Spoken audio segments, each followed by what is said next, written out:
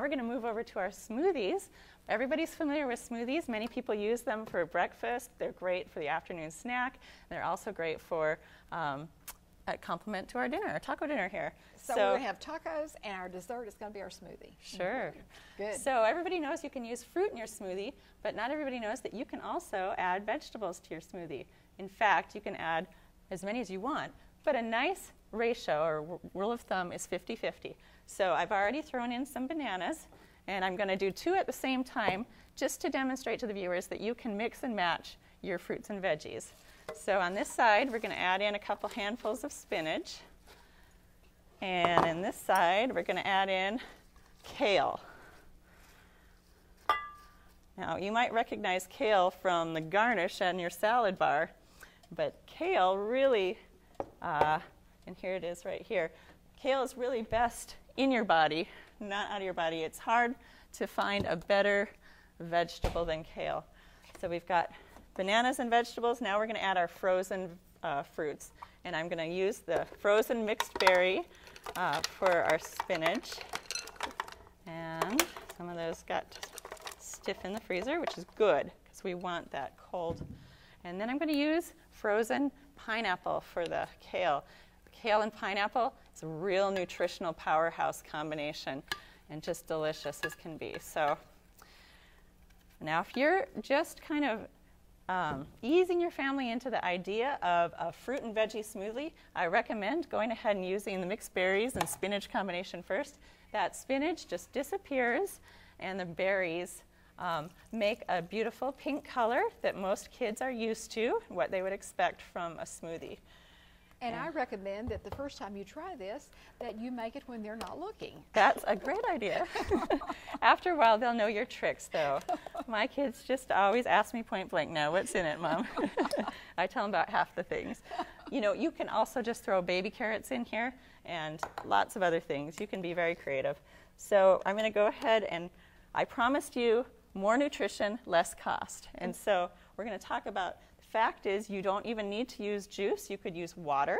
And our time is just flying. We're going to be out of time. All But you right. go ahead and mix That's those. fine. And I'm going to tell people that if you want any of the things we're doing today, here's how you get it. Call us at 979-845-5611, or you may email us at Brazos Valley BVM, not Brazos Valley, BVM at kamu.tamu.edu and request these recipes and we will give them to you. So having said that, while she's stirring and mixing and showing you these beautiful smoothies in the glasses, I'll thank you for being here and I'll thank you for teaching us these tricks, and I hope she'll come back again and I hope you will too. I'll see you next week on Brazos Valley Magazine. Thanks.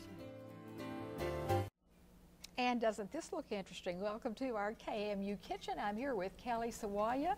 She is a nutritionist, and as I told you at the top of the program, we're going to find out how we can eat better for less. So tell us what's going to happen today. Thank you, Sharon. It's a pleasure to be here. Thank you. I am going to take 2 very well-known recipes and teach you a little bit today about how we can make them more nutritious and less expensive. We like that. Who doesn't love tacos and smoothies? You got it. All right. So we're all used to ground beef in our tacos, but lentils make a fantastic alternative. And the lentils, as you probably know, are packed with nutrition, lots of iron, as well as fiber, which is important in regulating blood sugar as well as lowering cholesterol. So it's a great option for our taco dinner. And it's also very, very fast. You'll see we have our water boiling. That's right, 4½ cups of water boiling, and we add our pre-rinsed lentils to that pot, along with a half of a chopped onion, which is really even optional, but we're used to onion in there, so we'll put it in there. Tacos, you need onion. Yep, but if you don't like it, you don't have to put it in. And then we have our 33-cent package of good old taco seasoning. That is it. How easy is that? It's very easy. Something I didn't mention too earlier is that every ingredient we are using here today is also found in the WIC program. So this is hopefully some fresh ideas for folks and low cost as well. So, yes. And people have seen that item in the grocery store that says WIC recommended, WIC approved. Correct. So these are WIC-approved items that we're using today. Absolutely, which means they have high nutrition. We can know that. We know that. Yes. So in addition, so we're going to let that simmer for 25 minutes. Not very long. Some people think that lentils need to cook as long as beans, but that's not true. We just let it simmer. We walk away, and we can work on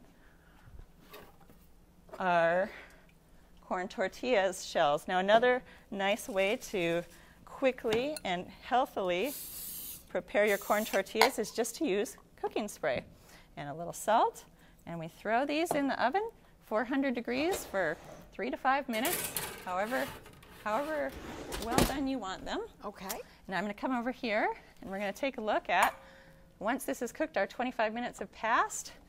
We can see that, look at that consistency. This is what it's going to look like, and our camera's got a good shot Oh, look at that. Okay. What I want to point out is that lentils have the advantage of a ground beef-like consistency, but a little stickier, like what you might expect from refried beans. And so that's great for kids because they stick together so well.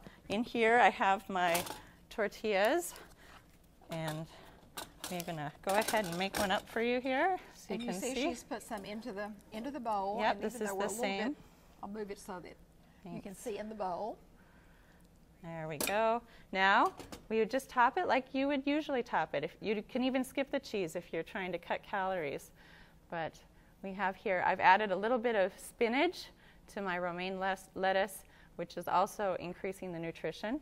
And here I have some tomatoes. And those tomatoes look fresh. They are from my garden. Good girl. Yeah, well, these are the early ones. And you know, most of the year though, we don't really have that luxury. And I have a tip for you about that. Okay, give us a tip. Well, you know, oftentimes we all have those dry Roma tomatoes, and you cut open and you think, oh dear, I don't even want to put this on my salad. Just sprinkle it with a little bit of vinegar and salt, and you'll be shocked at how juicy and delicious they taste. Yeah, isn't that good to know? Okay, excellent. All right, so here we have there's our tacos. Our tacos, and now we're going to move over to our smoothie.